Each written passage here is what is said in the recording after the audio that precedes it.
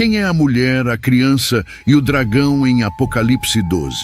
Um dos maiores mistérios da Bíblia, revelando figuras poderosas e simbólicas que representam um conflito cósmico e eterno.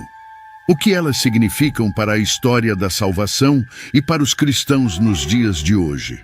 No livro de Apocalipse, Deus revela a João uma visão majestosa e profundamente simbólica sobre o futuro da humanidade, carregada de mistérios e revelações sobre a batalha espiritual que ocorre nos céus e na terra. Em meio a esses eventos, um dos maiores símbolos apresentados é a mulher vestida de sol, com a lua sob seus pés e uma coroa de 12 estrelas, descrita em Apocalipse capítulo 12, versículo 1. Essa visão não é apenas um evento isolado, mas faz parte de uma narrativa maior que conecta a soberania de Deus à história da salvação. O autor, João, exilado na ilha de Patmos, recebeu a revelação como uma mensagem direta de Jesus Cristo para a humanidade, conforme descrito no início do livro. A revelação de Jesus Cristo, que Deus lhe deu para mostrar aos seus servos as coisas que em breve devem acontecer. Apocalipse capítulo 1, versículo 1. Aqui, o propósito do Apocalipse é claramente definido: revelar o plano divino para os últimos tempos e encorajar os crentes a permanecerem firmes, mesmo diante das tribulações iminentes. Na visão descrita em Apocalipse capítulo 12, João testemunha um grande sinal no céu. Este grande sinal, ou megasemeion, como mencionado no original grego, indica algo de extrema importância, uma mensagem divina carregada de significado espiritual. A mulher vestida de sol com a lua sob os pés e uma coroa de 12 estrelas é o primeiro dos 7 sinais apresentados nesta seção do Apocalipse. Cada detalhe dessa figura é rico em simbolismo, apontando para a grandiosidade do plano de Deus e a sua relação com o povo escolhido. A mulher é um símbolo central, que muitos estudiosos concordam representar Israel, o povo de Deus, por meio do qual o Messias veio ao mundo. Esta interpretação encontra base sólida em Gênesis capítulo 37, versículo 9, onde José relata seu sonho. Sonhei outro sonho, e eis que o sol, a lua e 11 estrelas se inclinavam diante de mim. Nesse contexto, o sol representa Jacó, a lua representa Raquel, mãe de José, e as estrelas simbolizam as 12 tribos de Israel. Essa visão de Gênesis se conecta diretamente à descrição da mulher em Apocalipse, reforçando que ela é um símbolo de Israel como nação, escolhida por Deus para trazer a luz ao mundo. Além disso, Israel é frequentemente descrito como uma mulher em outros textos do Antigo Testamento. Em Oséias, capítulo 2, versículo 19, Deus declara: Eu me casarei com você para sempre, eu me casarei com você em justiça e retidão, em amor e compaixão. Essas passagens confirmam a relação simbólica entre Israel e a mulher descrita em Apocalipse. Como nação escolhida, Israel carrega a responsabilidade de ser a luz para os gentios e de trazer ao mundo o Salvador prometido. Outro detalhe importante é a descrição da mulher como vestida de sol, com a lua sob os pés e uma coroa de 12 estrelas. A luz do sol reflete a glória e a presença de Deus sobre Israel, enquanto a lua e as estrelas indicam sua posição privilegiada entre as nações.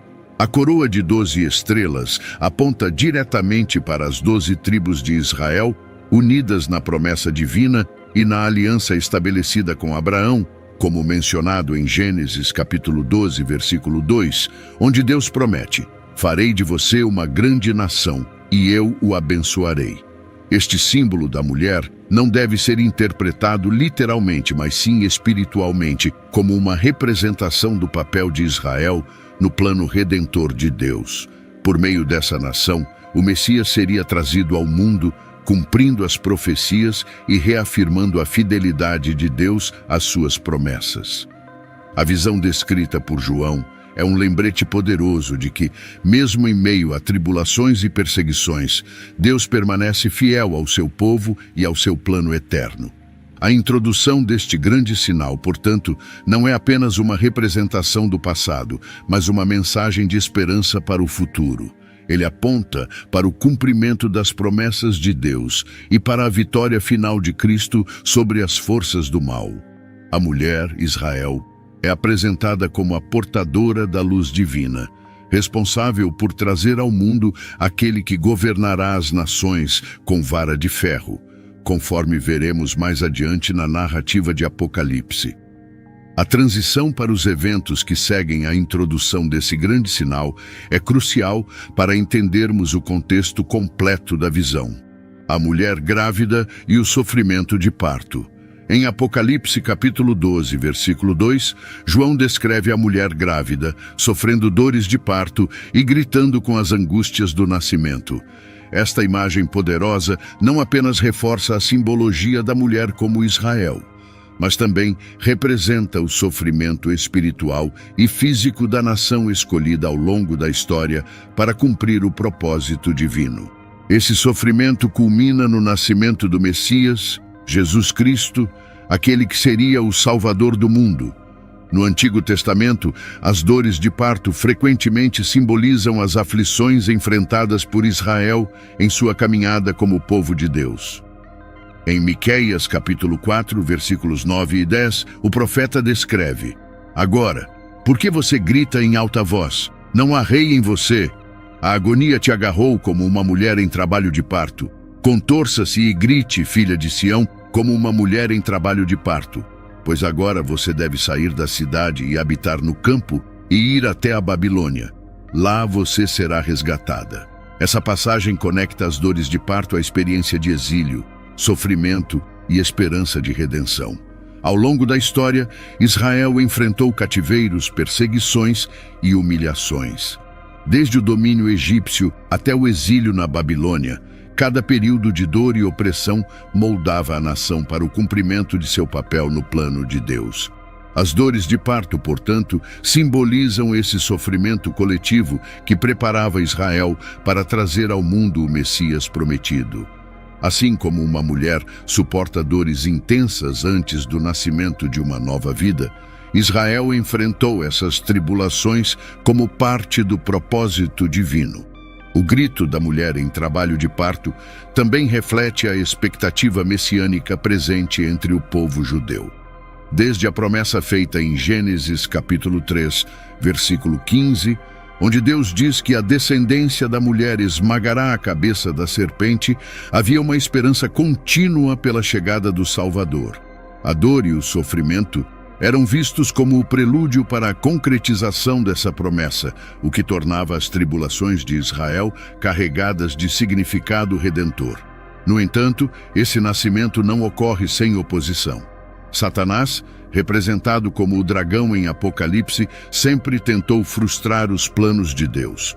E o nascimento do Messias seria o ápice dessa resistência. Desde o início, ele buscou destruir a linhagem messiânica, como vemos em episódios como a tentativa de Faraó de matar os recém-nascidos hebreus em Êxodo capítulo 1, versículo 22, e o massacre dos meninos em Belém, ordenado por Herodes em Mateus capítulo 2, versículos 16 a 18. Essas tentativas de impedir o nascimento do Salvador revelam a dimensão espiritual do conflito descrito em Apocalipse. Além disso, a mulher grávida pode ser vista como uma figura coletiva que abrange tanto Israel quanto os fiéis de Deus ao longo da história. Assim como Israel sofreu ao cumprir seu propósito no plano divino, os crentes também enfrentam tribulações enquanto aguardam o retorno de Cristo e a consumação do reino de Deus. As dores de parto, nesse sentido, simbolizam não apenas o sofrimento de Israel, mas também as lutas espirituais enfrentadas por todos os que se comprometem com o plano de Deus. A visão da mulher grávida em Apocalipse é, portanto, profundamente rica em simbolismo. Ela não apenas aponta para o sofrimento e a expectativa messiânica de Israel, mas também para a resistência de Satanás contra o propósito divino. A imagem é um lembrete poderoso de que, mesmo em meio às tribulações, Deus permanece fiel e soberano, cumprindo suas promessas no tempo devido. Essa preparação culmina no nascimento da criança mencionada no próximo versículo, um evento que será explorado na continuação da narrativa de Apocalipse, o grande dragão vermelho, o inimigo de Deus. Em Apocalipse capítulo 12, versículo 3, João nos apresenta um segundo sinal no céu. E viu-se outro sinal no céu, um grande dragão vermelho, com 7 cabeças e 10 chifres, e sobre as suas cabeças 7 diademas. Essa figura impressionante e aterrorizante simboliza Satanás, o adversário de Deus e o arquétipo do mal, que busca frustrar os planos divinos desde o princípio. A descrição do dragão não é literal, mas um retrato simbólico de sua natureza destrutiva e de sua influência sobre o mundo. A cor vermelha do dragão representa sangue, violência e destruição, características inerentes à atuação de Satanás na história da humanidade.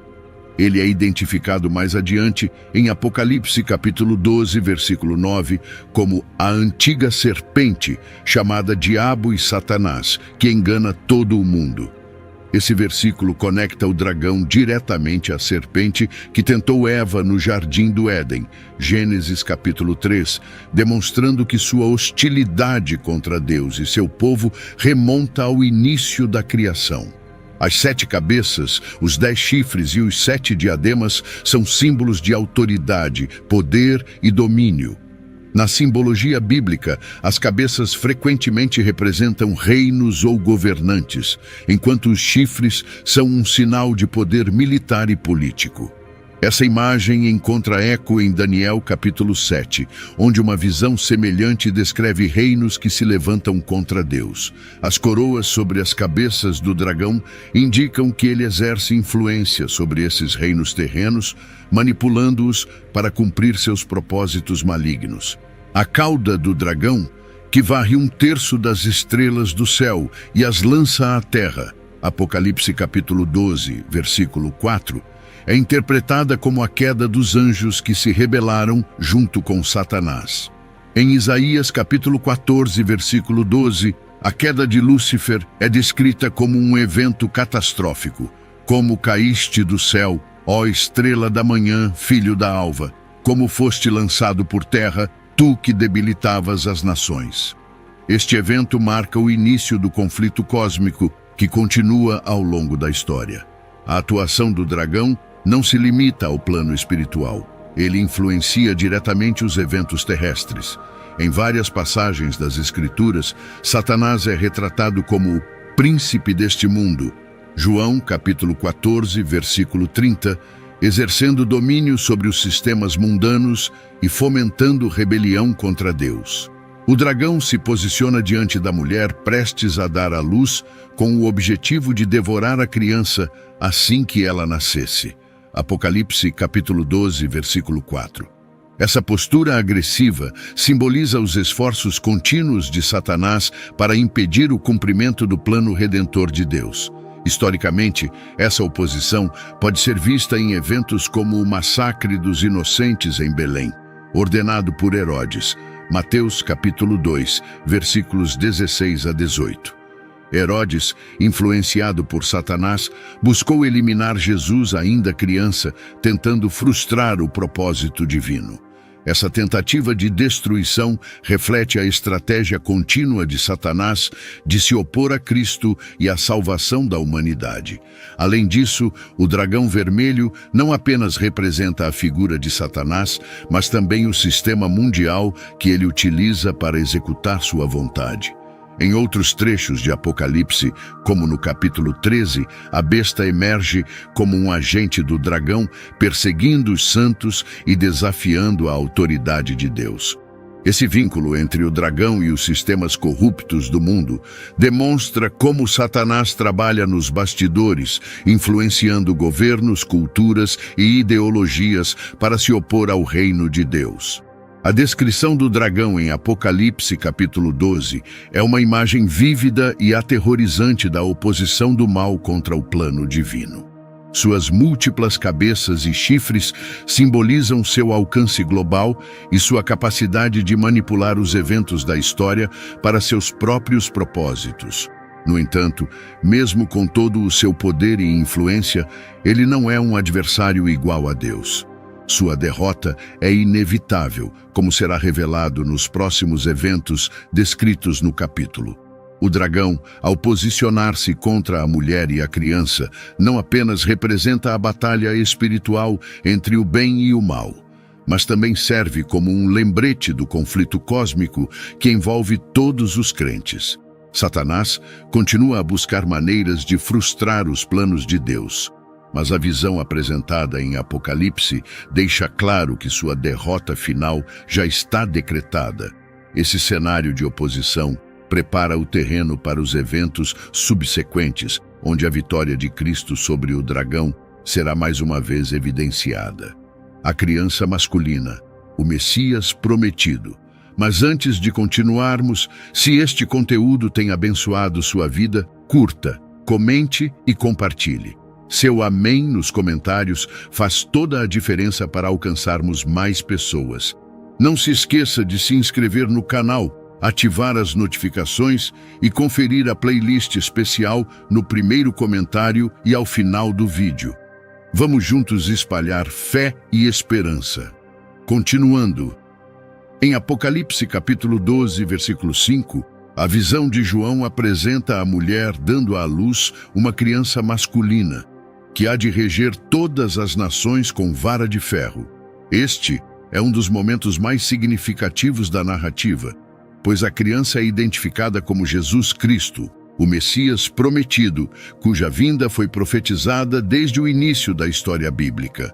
A expressão reger todas as nações com vara de ferro é uma referência direta ao Salmo 2, versículo 9, onde Deus declara sobre o seu ungido: Tu os regerás com vara de ferro, tu os despedaçarás como um vaso de oleiro.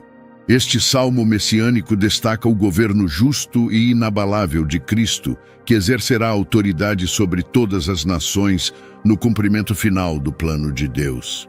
Desde o Gênesis, a promessa de um Redentor estava presente. Em Gênesis, capítulo 3, versículo 15, Deus disse à serpente: Porei inimizade entre você e a mulher, entre a sua descendência e o descendente dela. Este lhe ferirá a cabeça e você lhe ferirá o calcanhar. Esse versículo, conhecido como proto-evangelho, é a primeira promessa de que o Messias viria para derrotar Satanás e restaurar a humanidade caída. A criança em Apocalipse capítulo 12 é o cumprimento dessa promessa, sendo o Salvador que venceria o mal e traria a redenção. A vida de Jesus, desde o seu nascimento, foi marcada pela tentativa de Satanás de destruir o plano redentor de Deus. Em Mateus capítulo 2, versículos 16 a 18, Herodes, sob influência maligna, ordena o massacre de todos os meninos em Belém com menos de 2 anos, numa tentativa desesperada de eliminar o recém-nascido rei dos judeus. Este evento ecoa a postura do dragão em Apocalipse, que busca devorar a criança assim que ela nasce. No entanto, assim como Herodes falhou, todas as tentativas de Satanás para frustrar os planos de Deus também foram derrotadas. O versículo 5 de Apocalipse descreve ainda que a criança foi arrebatada para Deus e para o seu trono. Este arrebatamento simboliza a ressurreição e ascensão de Jesus Cristo ao céu, onde ele está assentado à direita de Deus, como mencionado em Hebreus capítulo 1, versículo 3. Ele, que é o resplendor da glória de Deus e a expressão exata do seu ser, sustentando todas as coisas pela palavra do seu poder, depois de ter feito a purificação dos pecados, assentou-se à direita da majestade nas alturas. A ascensão de Cristo ao trono celestial marca a conclusão de sua obra redentora na terra e o início de seu governo eterno. Além de reger as nações com vara de ferro, a criança representa a esperança messiânica que atravessou gerações, desde as promessas feitas a Abraão em Gênesis capítulo 12, versículo 3, onde Deus prometeu que todas as famílias da terra seriam abençoadas por meio de sua descendência, até as profecias de Isaías sobre o nascimento do príncipe da paz, Isaías capítulo 9, versículo 6. A figura do Messias sempre esteve no centro do plano de Deus para a humanidade. Em Apocalipse, essa esperança é confirmada, e Cristo é apresentado como o cumprimento definitivo dessas profecias. Outro aspecto importante é o contraste entre o propósito de Deus para o Messias e a oposição de Satanás. Enquanto Deus enviou Jesus para salvar o mundo e redimir a criação, Satanás continua a tentar frustrar esse plano por meio de perseguições, tentações e enganos. Contudo, a ascensão de Cristo ao trono celestial demonstra que a vitória sobre o mal já foi conquistada.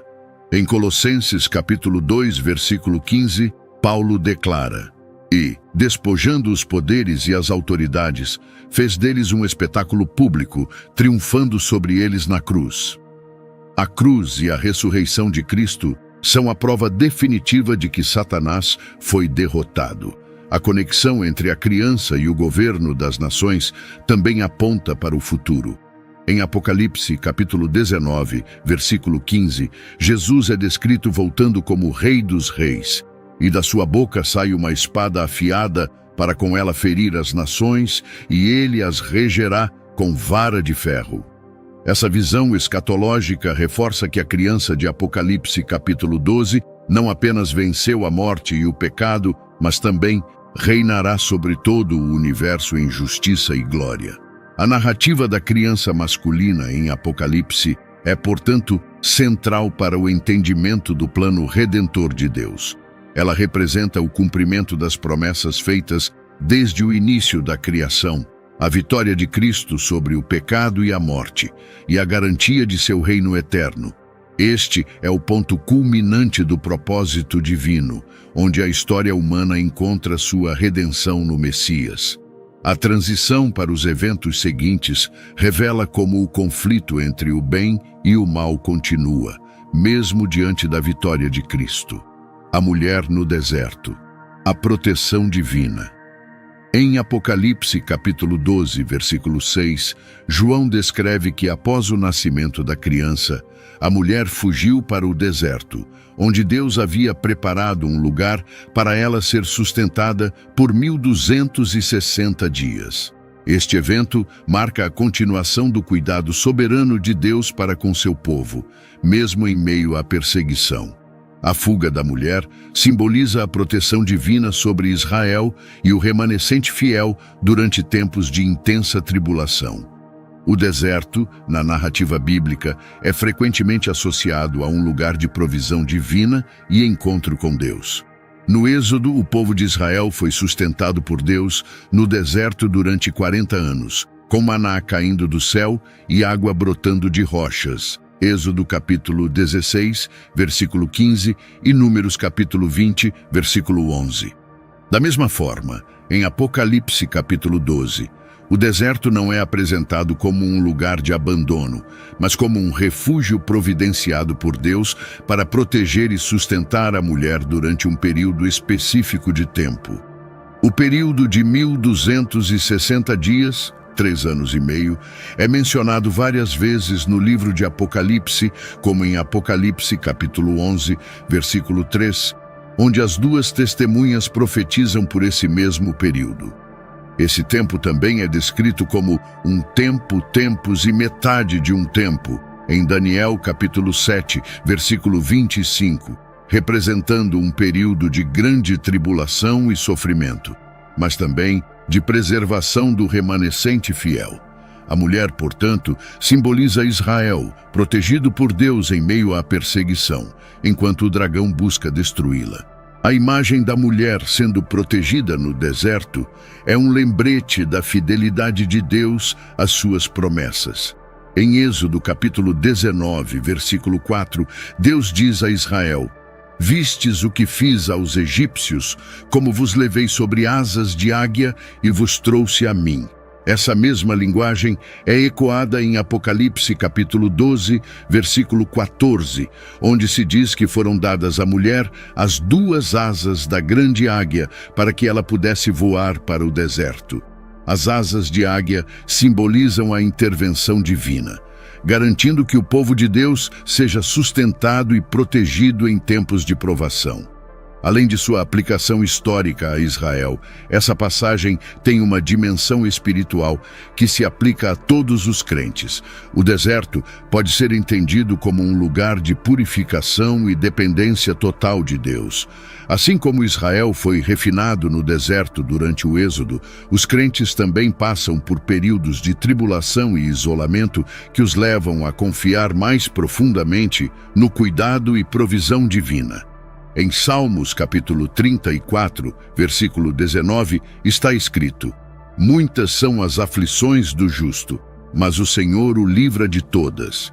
A fuga da mulher também destaca o conflito espiritual contínuo entre o bem e o mal. O dragão, furioso com sua derrota na tentativa de devorar a criança, volta sua atenção para a mulher, simbolizando a oposição de Satanás contra o povo de Deus ao longo da história. Este conflito é um lembrete de que, embora Satanás tenha sido derrotado na cruz, ele continua buscando maneiras de frustrar o plano de Deus e perseguir os fiéis. No entanto, a proteção divina garante que, mesmo em meio à perseguição, o povo de Deus permanece espiritualmente seguro.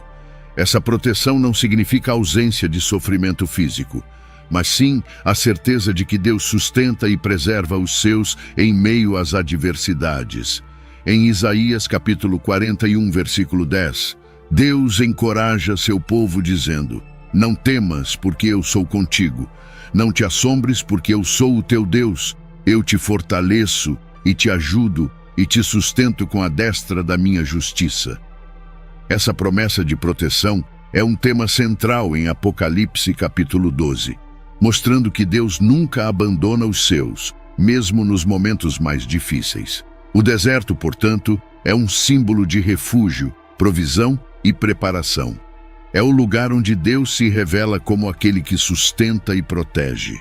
Enquanto o dragão continua sua perseguição, a narrativa destaca que a soberania de Deus nunca é comprometida. Ele guia seu povo por meio do deserto, garantindo que cada promessa feita será cumprida. Essa transição nos leva à batalha espiritual que ocorre simultaneamente no céu, ampliando a visão do conflito cósmico entre o bem e o mal. A guerra no céu. Miguel contra o dragão. Em Apocalipse capítulo 12, versículo 7, João descreve um evento extraordinário. Houve guerra no céu. Miguel e os seus anjos batalhavam contra o dragão, e batalhavam o dragão e os seus anjos. Esta passagem apresenta um conflito cósmico, onde o arcanjo Miguel, líder das hostes celestiais, enfrenta o dragão Satanás em uma batalha que define os rumos da história espiritual da humanidade. Miguel, mencionado em várias passagens das Escrituras, é identificado como o defensor do povo de Deus. Em Daniel, capítulo 12, versículo 1, lemos: Naquele tempo se levantará Miguel, o grande príncipe, o defensor dos filhos do teu povo. Ele é descrito como o comandante das forças angelicais de Deus, responsável por proteger os santos e lutar contra as forças do mal. Aqui em Apocalipse, Miguel lidera uma batalha decisiva contra Satanás e seus seguidores, reafirmando a vitória do céu sobre as forças das trevas. A guerra no céu não é um confronto físico, mas um conflito espiritual de proporções cósmicas.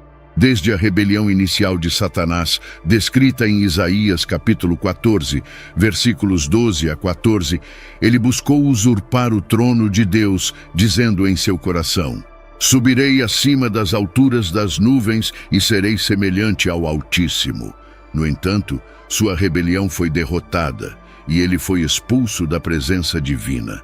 Em Apocalipse capítulo 12, essa expulsão é reiterada, desta vez como um evento que ocorre em um momento crucial da história redentora. O dragão e seus anjos, embora ferozes, não prevalecem contra as forças de Miguel. Em Apocalipse capítulo 12, versículo 8, lemos: "Mas não prevaleceram, nem mais o seu lugar se achou nos céus." Essa derrota marca o fim da presença de Satanás no céu, impedindo-o de continuar suas acusações contra os santos diante de Deus. Antes disso, como descrito em Jó capítulo 1, versículo 6, Satanás tinha acesso à presença divina, onde se apresentava como o acusador dos irmãos. Agora, com sua expulsão definitiva, ele é lançado à terra, restringido em sua atuação. A queda de Satanás do céu é um marco na narrativa apocalíptica. Em Apocalipse capítulo 12, versículo 9, João escreve: "E foi precipitado o grande dragão, a antiga serpente chamada Diabo e Satanás, que engana todo o mundo.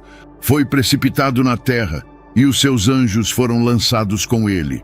Essa descrição conecta o dragão à serpente do Éden, que enganou Adão e Eva em Gênesis capítulo 3, mostrando a continuidade de sua oposição ao plano de Deus ao longo da história. A expulsão de Satanás também tem implicações significativas para os habitantes da terra. Em Apocalipse capítulo 12, versículo 12, uma voz celestial proclama: "Ai da terra e do mar, porque o diabo desceu a vós com grande ira, sabendo que pouco tempo lhe resta." A ira de Satanás é um reflexo de sua frustração e desespero. Ele sabe que sua derrota final é inevitável e que seu tempo é curto, o que o leva a intensificar seus ataques contra o povo de Deus. O papel de Miguel nesta batalha destaca a proteção divina sobre os fiéis. Assim como ele defendeu Israel no passado, ele continua a lutar pelas causas de Deus e de seu povo. Essa guerra no céu é uma manifestação da batalha espiritual que ocorre continuamente, onde as forças celestiais trabalham para proteger os santos contra as investidas de Satanás.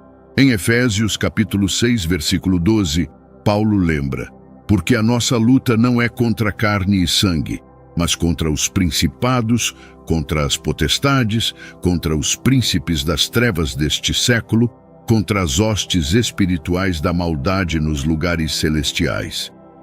Embora a expulsão de Satanás marque uma vitória celestial, ela também intensifica o conflito na terra. Agora, restrito ao plano terreno, o dragão concentra sua ira naqueles que seguem os mandamentos de Deus e têm o testemunho de Jesus.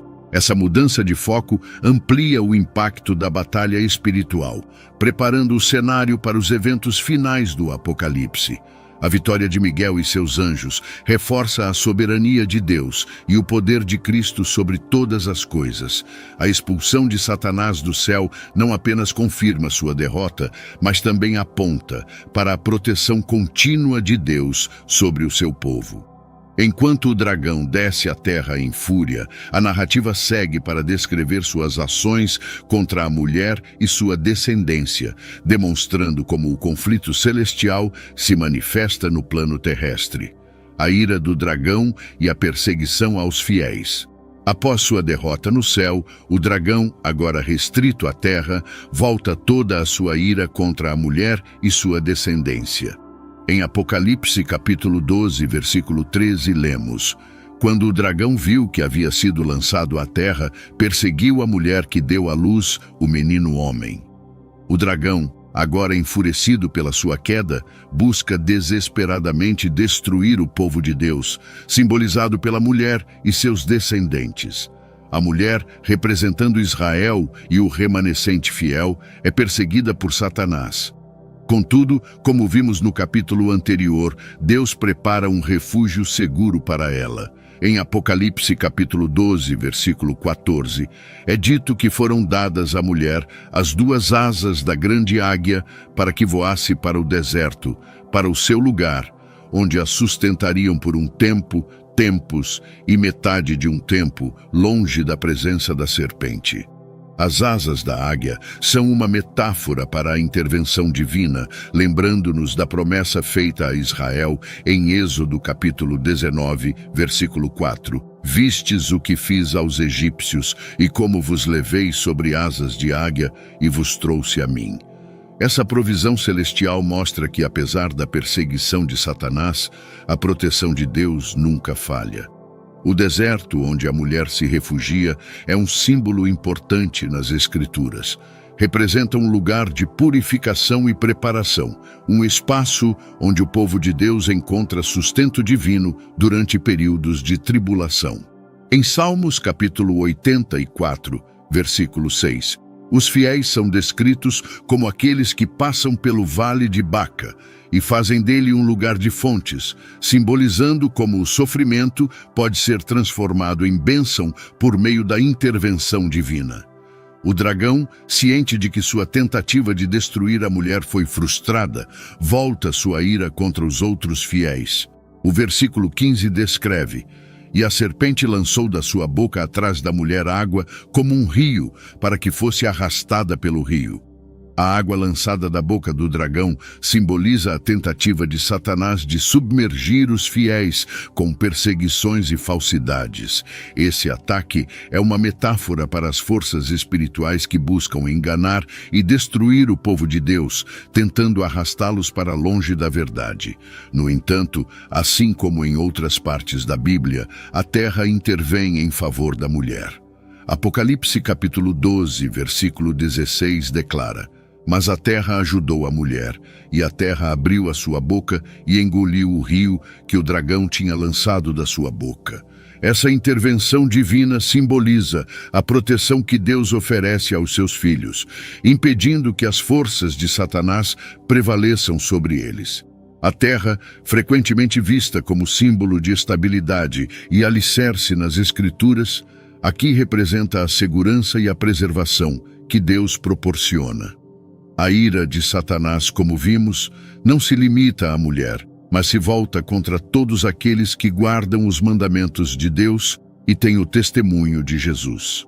Em Apocalipse capítulo 12, versículo 17 é dito: "Então o dragão se irou contra a mulher e foi fazer guerra ao resto da sua descendência, aos que guardam os mandamentos de Deus e têm o testemunho de Jesus." Esse versículo nos lembra que, enquanto Satanás foi derrotado no céu, ele ainda luta contra os crentes na terra. A batalha espiritual que começou no céu agora se manifesta na terra, onde Satanás continua a perseguir a Igreja de Cristo, buscando destruir a fé dos crentes. Essa perseguição não é uma batalha física, mas espiritual. Satanás, como o acusador, tenta minar a fé dos fiéis através de ataques, tentativas de desânimo e engano.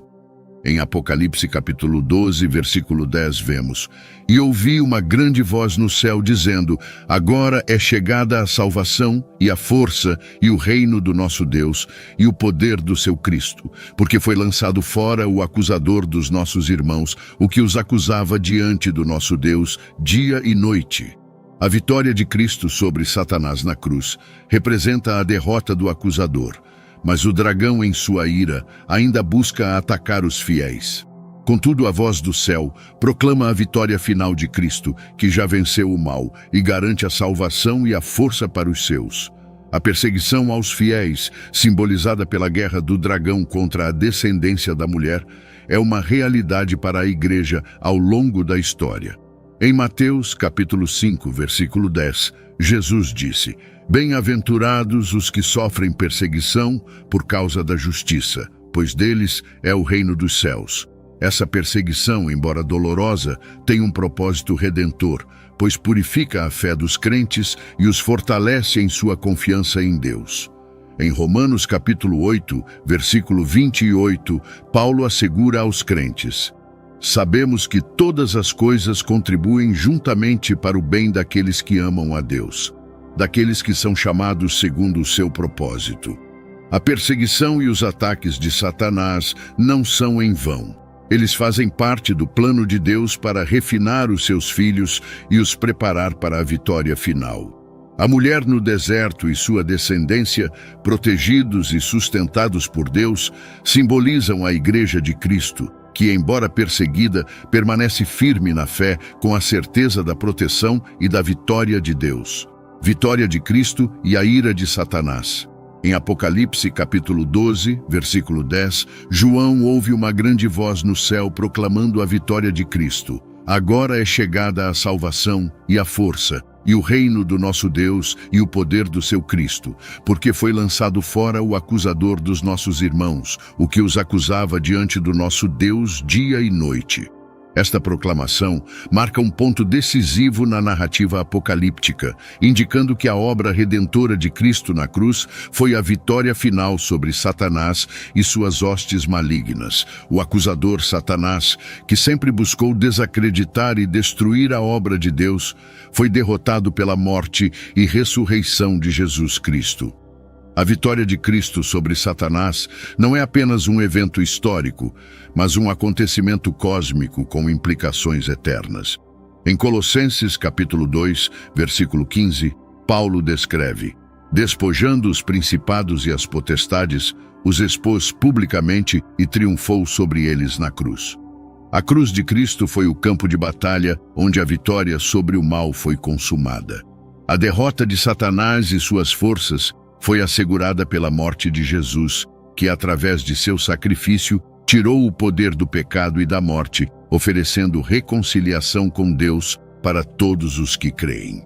Contudo, essa vitória de Cristo não significa que Satanás tenha sido imediatamente eliminado do palco da história.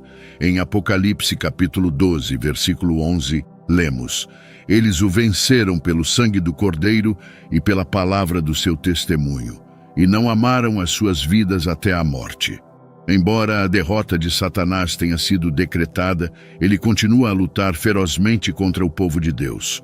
No entanto, os crentes são chamados a vencer pela autoridade do sangue de Cristo e pelo testemunho da sua fé. A vitória de Cristo, portanto, não é apenas uma promessa futura, mas uma realidade presente que capacita os fiéis a perseverarem na fé, mesmo diante das tribulações. A guerra espiritual não cessou com a vitória de Cristo na cruz, mas sua derrota definitiva já foi assegurada. Satanás, embora derrotado, ainda luta com grande ira, pois sabe que o seu tempo é curto. Em Apocalipse capítulo 12, versículo 12, a voz celestial adverte: ai da terra e do mar, porque o diabo desceu a vós com grande ira, sabendo que tem pouco tempo.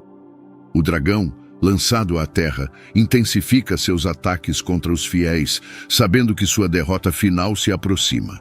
Essa ira de Satanás reflete sua frustração e sua tentativa desesperada de levar o máximo possível de almas com ele para a destruição eterna.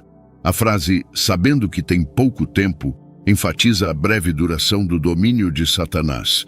Ele já foi derrotado na cruz, mas seus ataques continuam enquanto ele tenta arrastar o maior número de pessoas possível para sua queda. A consciência de que seu tempo é limitado lhe dá uma motivação desesperada, e ele procura destruir aqueles que pertencem a Cristo. Em 1 João capítulo 5, versículo 4, lemos: porque todo o que é nascido de Deus vence o mundo, e esta é a vitória que vence o mundo, a nossa fé. A fé em Cristo, então, é o que nos dá a capacidade de resistir às investidas de Satanás e perseverar até o fim.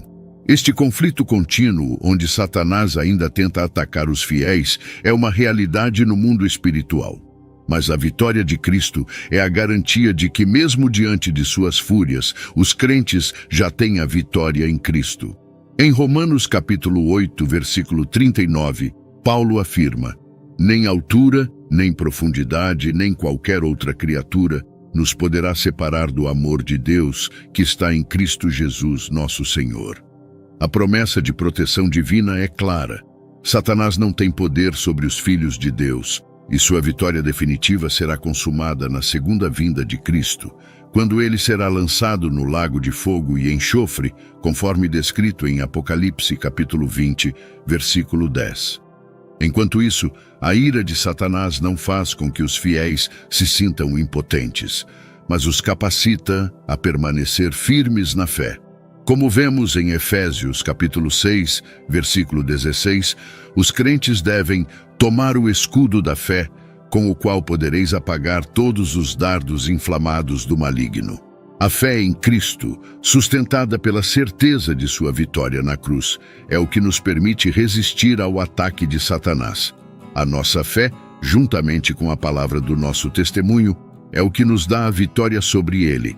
O fato de Satanás ter sido expulso do céu e lançado à terra é uma indicação de que espiritualmente ele está derrotado. No entanto, seu reinado na terra ainda é uma realidade temporária, mas já sem autoridade definitiva sobre os fiéis de Cristo.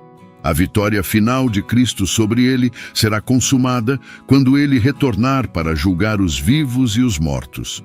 Nesse momento, Satanás e seus seguidores serão definitivamente derrotados e o reinado de Cristo será estabelecido para sempre.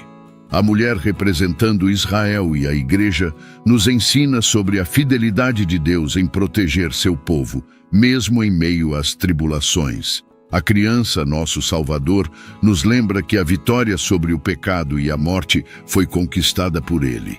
E o dragão, embora derrotado, ainda nos desafia a permanecer firmes na fé.